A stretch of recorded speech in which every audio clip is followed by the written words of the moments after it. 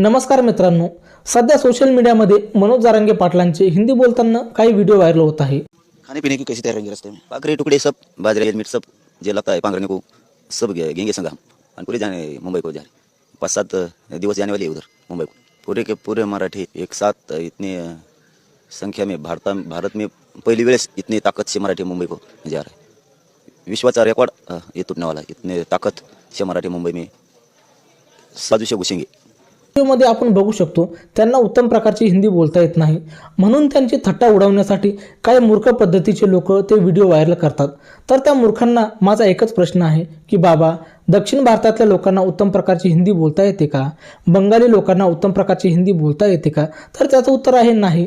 कारण की लहानपणापासून माणूस ज्या भाषेत संवाद साधतो त्याला तीच भाषा उत्तम प्रकारे बोलता येते।